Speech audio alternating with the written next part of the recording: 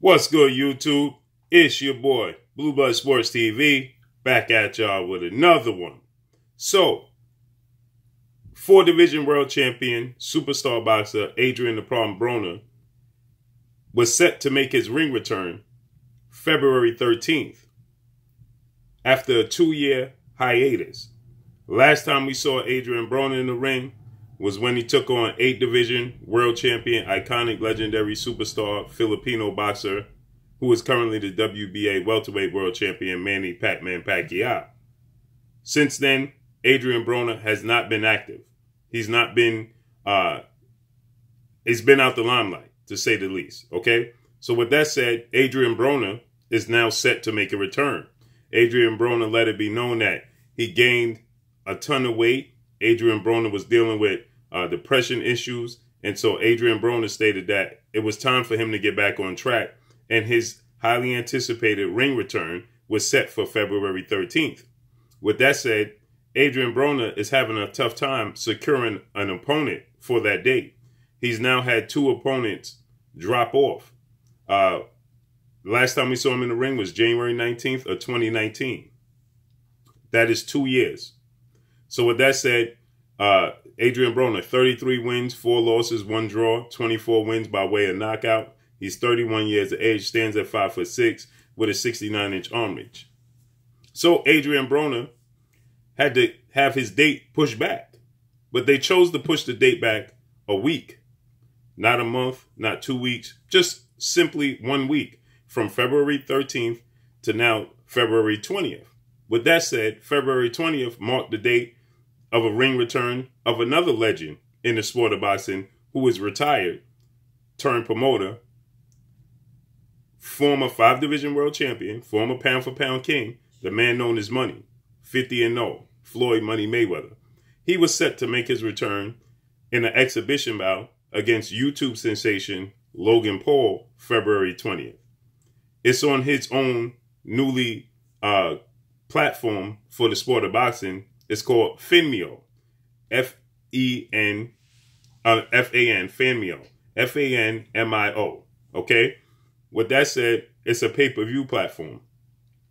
The charge is $49.99. So that's the same date that Adrien Broner decided to make his ring return. And it was abundantly odd to me and clear that they would be on a collision course, because at the same time Floyd Mayweather steps in the ring, because you know Floyd Mayweather does everything big. He's not going to get in the ring until a certain time. And that'll be around the same time Adrien Broner stepped in the ring.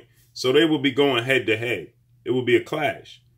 But since, and I was curious to know, and I was wondering, why would they choose to go head to head, seeing as though they're on the same side of the field? They're both with the PBC, Premier Boxing Champions, and founder and advisor Al Heyman, who showcased their fights on Showtime and Fox. So they will be competing with one another, but they're on the same side of the field. And so I was curious as to why would they do such a thing. And now the curiosity has subsided, because now Adrien Broner has essentially knocked Floyd Mayweather off his date.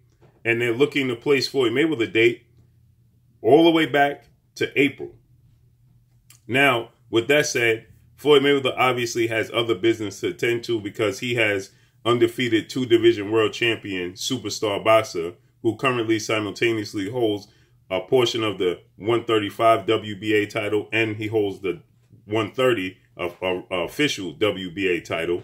Gervonta Tank Davis, superstar boxer, who seems to be in the works of possibly facing off against undefeated rising lightweight Mexican superstar title contender King Ryan Garcia, which is a mega fight, because there's a storyline built in, because Ryan Garcia is promoted by Floyd Mayweather's direct rival and Olympic gold medalist, former 5-division world champion, retired Hall of Famer, legendary superstar Oscar the Golden Boy De La Hoya.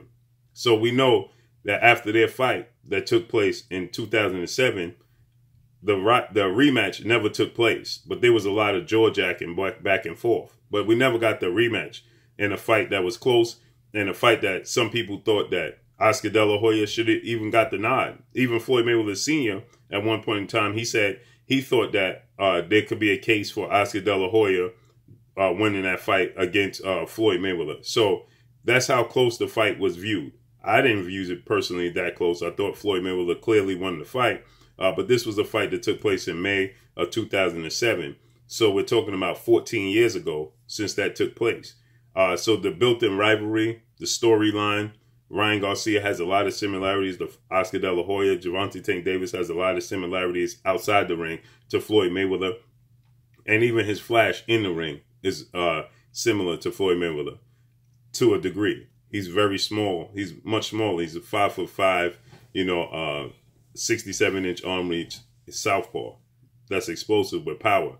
Floyd Mayweather was a orthodox, slick, 5'8", 74-inch arm reach, pure boxer. Okay, so with that said, Ryan Garcia doesn't have too many similarities to Oscar De La Hoya in the ring, but he does have very, very fast hands, and he does have power in both hands. With that said, that's the built-in storyline. So it seems that that could be on the verge of taking place in May. Obviously, there's a lot of big fights happening in and around that time. So with that said, Floyd Mayweather fight now is reported to being pushed back until April. And this is an answer to what I was questioning. Why would they compete and go head to head with one another? And now we got an answer to it. So essentially, for the first time in his career, Floyd Mayweather has been pushed off of his date. Okay, Floyd Mayweather now is going to have to fight sometime in April. Okay, like I stated, Floyd Mayweather, we know, when he was active, fully active and completely active, we know that Floyd Mayweather, fought on, he made 2 dates very, very famous, that being Cinco de Mayo weekend in May, first weekend in May, and we know he made second weekend in September, Mexican Independence Day weekend. He made those dates very, very famous. Okay, so Floyd Mayweather, for the first time, like I stated, is being pushed off of his date. And like I stated before, I was wondering why would they go head to head with one another, because that didn't make any sense to have Floyd Mayweather fight on the same day as Adrien Broner and compete, because they're both massive stars. So you don't want to have a clash with them, because essentially you lose out. You lose money if you have them go head to head with one another. So it makes sense that Floyd Mayweather, date is changed. It makes sense that, that they decided to, make the adjustments and let Adrien Broner have that day, because you have 2 massive stars on that same day. It doesn't work. Okay, so Logan Paul, Floyd Mayweather has been rescheduled, and it looks like it's going to take place sometime in April. Okay, so with that said, that's great news, but we still have to get a conclusion to Adrien Broner. He still don't have an opponent, but it seems like Adrien Broner could be facing off with a great storyline against Fabian Maidana, younger brother of Marcos Maidana, who was a world champion, who defeated Adrien Broner and gave Adrien Broner his first loss. So it seems like that's the direction they're going to go in. Fabian Maidana is the lead opponent. There's other opponents that are being talked about and being reported to possibly get the opportunity. But for the most part, I would love to see Fabian Maidana, because the storyline is big. Okay. And then they're looking to set up a massive showdown between Adrien Broner and Regis Prograis, former IBF junior welterweight world champion superstar boxer, the Rougarou Regis Prograis, who just recently signed with the PBC Premier Boxing Champions and Al Heyman. So that's great news. That's going to be an action-packed fight. Okay, that's a pick'em fight. But if Adrien Broner is more physically talented than Regis Prograis, but Regis Prograis is more consistent than Adrien Broner. They're both the same age. Regis Prograis is 25 wins, 1 loss, 21 by way of knockout. He lost to Josh Taylor 2 fights prior to this, back in October 26th of 2019. That was a unification bout. The WBA and the IBF was on the line, and he lost his belt to Josh Taylor. And Josh Taylor is now going into a massive showdown with Jose Ramirez. So there's, like I said, Regis Prograis, 31 years old, 5'8", 67-inch arm reach. So he has very short arms to be that height. Okay, so They have the same arm reach. He's slightly taller than Adrien Broner, but they have the same arm reach. They both have power. But like I said, Adrien Broner is just more talented, right? He has faster hands, faster feet when he want to use them.